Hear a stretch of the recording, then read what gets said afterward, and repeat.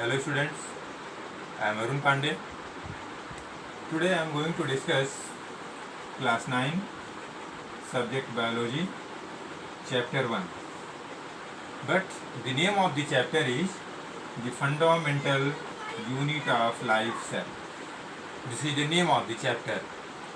Once again, try to understand. The name of the chapter is the fundamental unit of life cell. This is the name of the chapter 1. But today I am going to discuss among you, all of students, this is part 4. What is this? This is part 4 of the chapter 1. But inside part 4, what things I am going to discuss today? First of all, have to know it.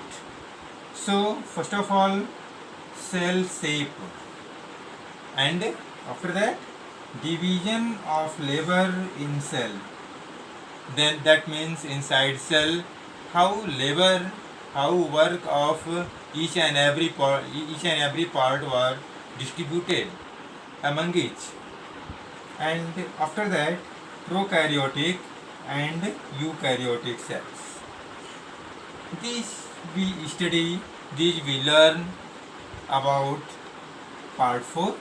But inside part 4, we study all these topics. So, first of all, cell shape.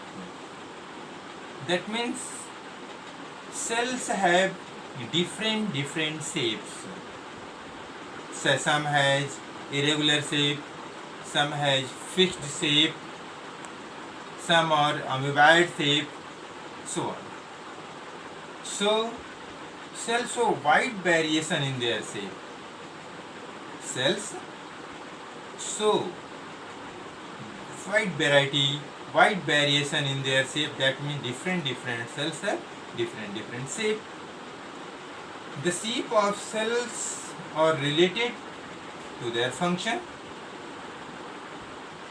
and the shape may be fixed or variable. Shape may be fixed also, and shape may be variable also. Different will be. Euglena and Paramecium. I am taking name of what? I am taking name of Euglena and Paramecium, which have fixed shape. Euglena and Paramecium have fixed shape, and cells also exhibit different shape in higher plant, animal and humans. In higher plants, in animals and humans have variety of shapes having cell. That means cells have variety of shapes among higher plants, animals and human also. The cell may be spindle shape. I am telling you what shape of the cells. Spindle shape, elongated, polygonal, discoidal, such as RBC. Shape of RBC are discoidal, and branched. Just osteocyte cells are branched, spherical. That means ovum. This is female sex cell. This is ovum, or which are egg, and so on. Knobbed, thread, such as spermish knob and knobbed thread-like structure. Some cells don't have any definite shape. That means they are irregular, such as amoeba. That means amoeba are unicellular organism, and amoeba has no any shape, no any fixed shape. That is amoeboid shape. That is irregular shape have amoeba. After that, I am going to tell you how shape of cell are related to their function. That means shape of cell, how shape of cell affect their function. So I am calling name of nerve cell. Nerve cells are long. But what does mean of relation of nerve cells are long? That means nerve cells are long, have to carry message, have to carry information long distances in the body. So nerve cells are long. That means this is the relation of their shape and its function. And secondly, RBC are biconcave, and biconcave shape of RBC, red blood corpuscles, what does relation of shape and function? Have large efficiency to carry oxygen. It biconcave shapes, due to being biconcave shape of RBC, it carry large efficiency of oxygen to carry inside entire body. So I am going to explaining cell shape now, but after it I am going to describe division of labor in cells. What does it mean? That means division of labor in the cells means labor, that means work, are divided to different component inside the cell. That means different component of cells having different work.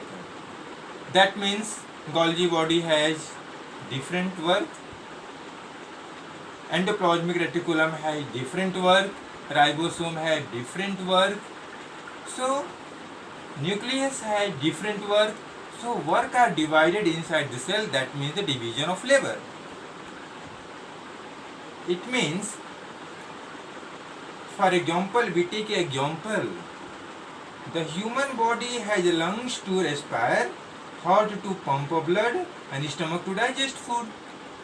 Division of labor, that means lungs having respiring responsibility inside the body, and the heart has pumping responsibility. That means it pump blood and send to entire body, and the lungs are responsible to respire, exhale and inhale, and stomach are responsible for to digest food. This much different organ has different work. This is the division of labor of cells. After that, this is the division of labor in cells, I am telling you. But till now I have explained in front of you, all students, cell shape and division of labor in cells. But finally I am going to discuss about prokaryotic and eukaryotic cells. So prokaryotic cells, that means cells represent most of the primitive cells. That means prokaryotic cells are divided into two parts: prokaryotic, pro and karyon. That means prokaryotic cells are divided into two parts: pro, this is pro, and second will be karyon, divided into two parts, pro and karyon. So pro means false, karyon means nucleus. So prokaryotic cells are those cells which have false nucleus, which have undeveloped nucleus, are called prokaryotic cells. And what about eukaryotic cells? Eukaryotic cells are divided into eu and karyon. That means eu means true and karyon means nucleus. That means cells which have true nucleus, cells which have developed nucleus are called eukaryotic cells. So this is prokaryotic cells and this is eukaryotic cells. So I think that this much enough, and I have explained all the topics in front of you. I hope all of you students understand very well. If not understood, then contact me on my WhatsApp number and I will confirm you. So this much enough. Thanks.